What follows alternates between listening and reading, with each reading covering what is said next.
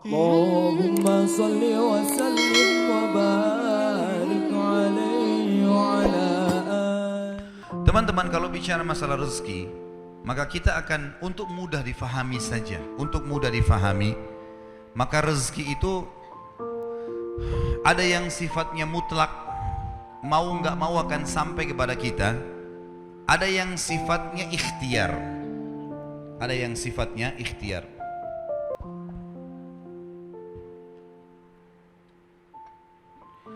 Kalau yang mutlak, teman-teman sekalian,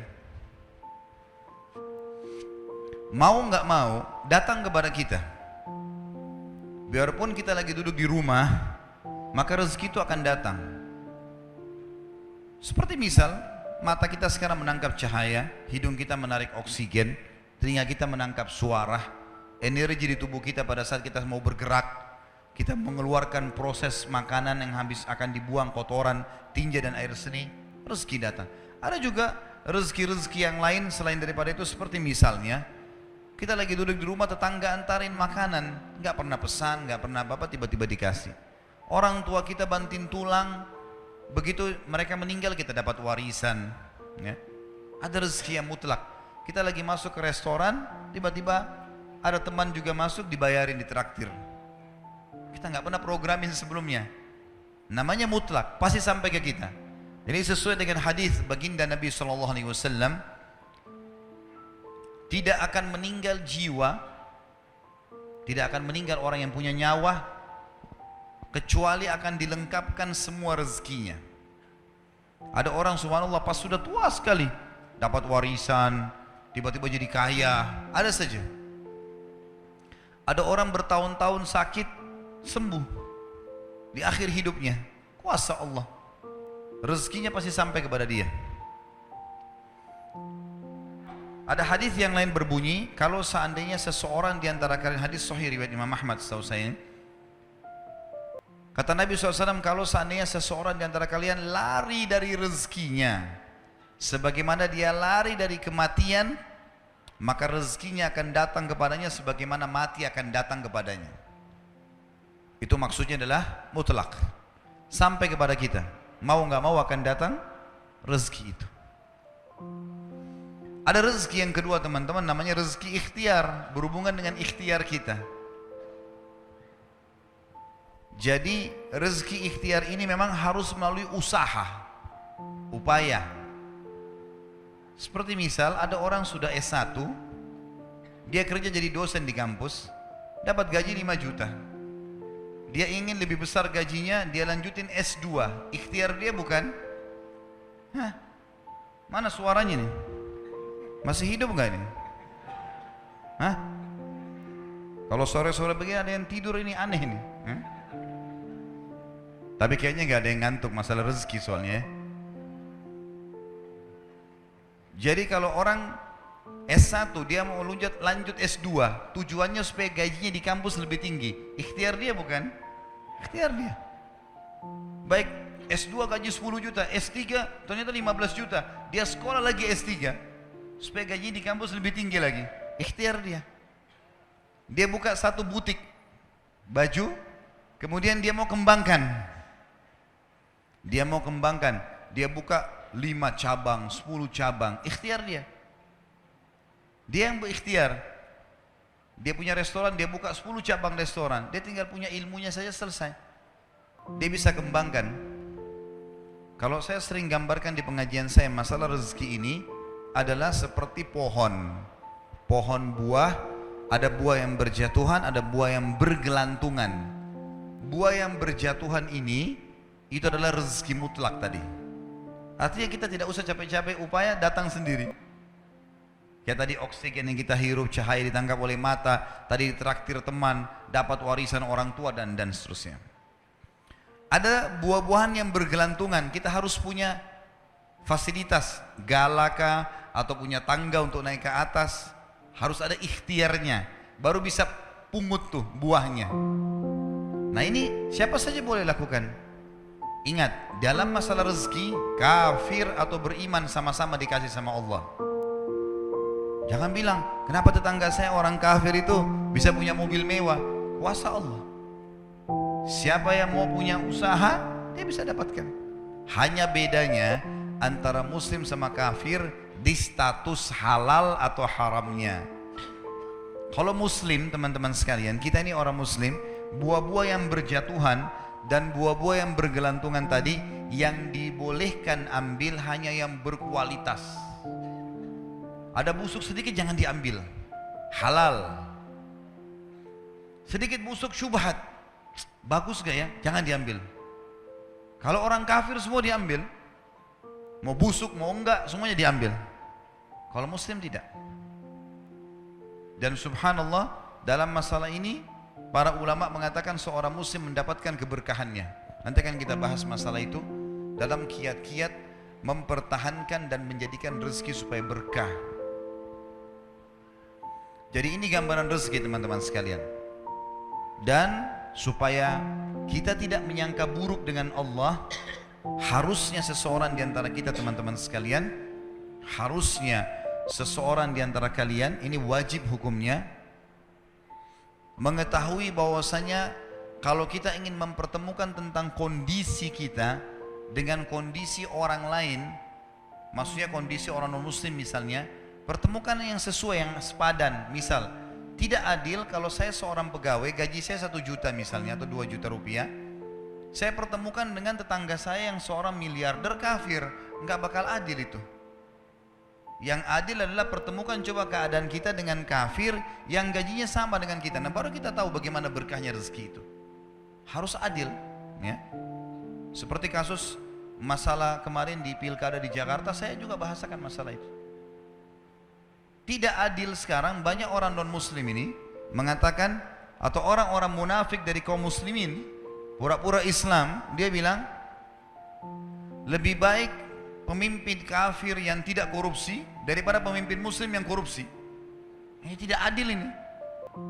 Mestinya pertemukan begini, non muslim yang tidak korupsi dengan muslim yang tidak korupsi. Nah, itu baru adil. Kafir yang koruptor dengan muslim yang koruptor, nah baru adil. Nggak bisa dipertemukan antara ini dengan ini, tidak bisa. Nggak bisa kita pertemukan keadaan kita yang gaji 1 juta dengan tetangga non muslim yang 1 miliar gajinya atau pendapatannya. Nggak adil namanya. Maka harus kita sesuaikan di sini ya.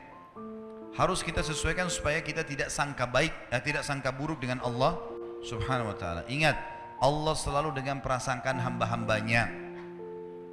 Ini harus digarisbawahi teman-teman sekalian. Banyak kisah nyata berhubungan dengan masalah ini. Kalau kita menggantungkan nasib kita pada Allah, luar biasa. Ada seorang syekh, saya dengarkan ceramahnya, menarik sekali. Saya tidak tahu orang itu siapa, tapi cuplikannya saya dapatkan dari seorang teman dari Jeddah yang mengirimkan ke saya. Orang ini cerita, syekh ini menceritakan, cuplikannya ada di HP saya. Dia bilang, saya satu waktu pernah ke Mesir, dan di Mesir ini saya lagi dari satu daerah mau ke Kairo, dari Iskandaria, satu kota mau ke Kairo. Itu saya tiba di Kairo mungkin sekitar jam 2 malam. Pesawat saya selepas subuh harus berangkat kembali ke Saudi. Dia bilang, saya telepon pengurus masjid, saya mungkin mau mampir di masjid yang saya ceramah kemarin di Kairo itu. Saya mau tinggal di sana mungkin 2 jam, 3 jam istirahat. Nanti habis itu baru kemudian saya berangkat ke Saudi habis subuh. Dia bilang, saya masuk ke masjid, tiba jam 2 malam, turun dari mobil, saya lihat masjid lampunya nyala semua nih. Kemudian setelah saya masuk masjid, saya temukan ada orang di mihrab, imam, lagi sujud nangis-nangis. Dan luar biasa, tangisannya itu kalau orang dengar membuat orang yang dengar pun mau menangis. Jadi saking luar biasa dia merengeknya sama Allah dalam sujudnya. Kata syekh ini, saya pun sambil berdoa sama Allah, ya Allah kabulkan permintaannya orang ini. Walaupun saya belum tahu apa yang diminta gitu. Dia bilang selesai dia sholat, saya dekati dia, saya bilang, Masya Allah, doa apa ini? Luar biasa ini. Doa yang diikuti dengan tangisan di sepertiga malam menjelang subuh. Allah turun ke langit bumi, dikabulkan nih. Dia bilang, demi Allah syekh. Karena syekh ini orang Arab biasanya panggil, bisa orang pintar, bisa orang kaya, bisa orang tua. Jadi kalau antum dipanggil syekh jangan bangga dulu ya. Karena banyak maknanya itu ya. Jadi dipanggil syekh, dia tidak tahu, biasa juga di Saudi begitu ya. Kalau ada orang kita tidak kenal dipanggil syekh, syekh, sini syekh. Walaupun antum bukan syekh sebenarnya gitu. Ya. Maka dia bilang, demi Allah Syekh, dia tidak tahu kalau ini orang memang ulama gitu. Istri saya sekarang lagi dirawat di rumah sakit dan saya harus bayar 14.500 jenih atau ponnya Mesir. Saya harus bayar rumah sakit. Kalau enggak istri saya enggak bisa dioperasi. Ini sudah parah sekali.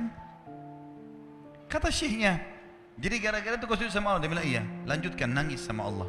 Allah tidak akan menyia-nyiakan orang yang ikhlas minta padanya. Lanjutkan, nikmati sujudmu. Pasti Allah akan berikan jalan keluar. Dia bilang iya baik. Orang itu dia bilang kembali lagi ke mihrab, nangis lagi. Sholat sujud sama Allah, ya Allah. Dan dalam doanya begitu, ya Allah istri saya mau dibayar besok rumah sakitnya. Jumlahnya sekian, saya tidak pegang uang 1 jenih pun. Ini 14.500 jenih, banyak sekali. Maka dia bilang, orang ini bilang baiklah kalau begitu.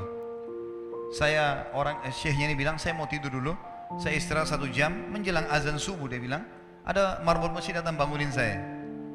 Sudah azan, saya sholat qobliyah, sholat sunnatul fajr. Waktu iqamah, pengurus masjid tahu kalau dia ini ulama, dipanggil, dia bilang, Syekh tolong jadi imam. Dia bilang, saya capek, baru istirahat 1 jam, 2 jam malam.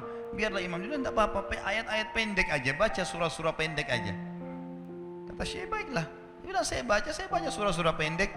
Rupanya, mikrofon masjid karena keluar di luar, ada satu pengusaha Mesir, apartemennya itu dekat masjid. Dan dia suka ikuti ceramahnya Syekh ini di YouTube. Dia bilang, turun dari apartemennya, ikut sholat berjamaah di masjid. Karena dia kenal suaranya orang ini gitu. Begitu selesai sholat, dia bilang, saya lagi zikir, datang orang itu. Dia bilang, Syekh, ahlan wa sahlan di Mesir. Saya salah satu penggemar Anda di YouTube dan saya dengar suara tadi. Saya tadi mau sholat di masjid lain, saya ke masjid ini. Dia bilang, Syekh, saya mau minta tolong satu hal. Kata Syekhnya, kenapa? Dia bilang, saya sudah ngitung zakat uang perusahaan saya harus alokasikan 14.500 jenih. Kata Syekhnya. Orang itu bilang, saya mau alokasikan zakat saya 14.500 jenih. Kata Syekhnya, saya nangis, dengar itu. Nangis, saya terisak-isak. Kata orang itu, kenapa Anda nangis? Syekh bilang, saya nggak bisa jelasin. Dia bilang, saya nangis terus. Kemudian saya lihat ke kiri kanan di saf, mana orang yang tadi malam sholat tahajud tuh? Banyak ada di ujung. Dipanggil sama Syekh, fulan kesini, datang. Dia bilang, ceritakan masalah kamu apa? Dia bilang, Syekh, saya punya masalah, istri saya dioperasi harus bayar 14.500 jenih hari ini, kalau tidak nggak operasi. Kata Syekhnya, tiba-tiba si pengusaha ini nangis-nangis. Orang ini juga heran, kenapa kalian berdua menangis? Dia masih bingung kenapa gitu. Kata Syekhnya, biarin orang ini yang jelaskan. Yang punya usaha bilang apa?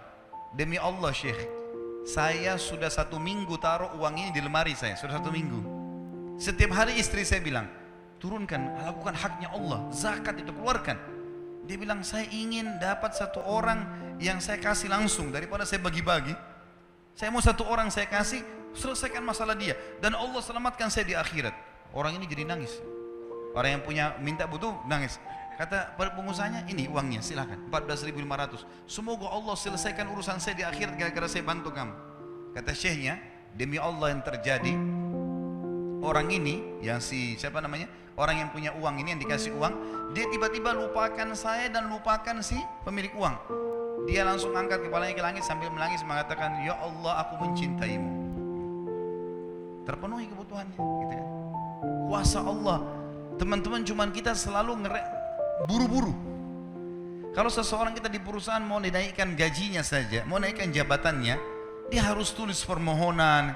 Tidak mungkin juga baru hari ini dimasukkan kemudian ketuk ruangan di rootnya, mana permintaan saya kemarin, atau hari ini, nggak mungkin. Seminggu dia sabar, 2 minggu dia sabar, dengan berharap datang panggilan. Kenapa dengan Allah Subhanahu Wa Taala kita tidak begitu, teman-teman?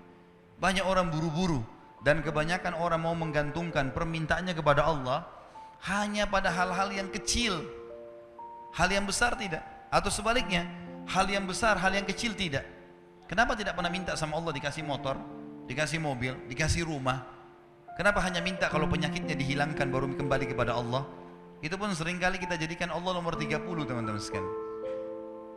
Ke dokter ini, ke dokter itu, resep ini, resep. Nanti kalau sudah mentok nggak bisa sembuh baru sholat tahajud. Salah.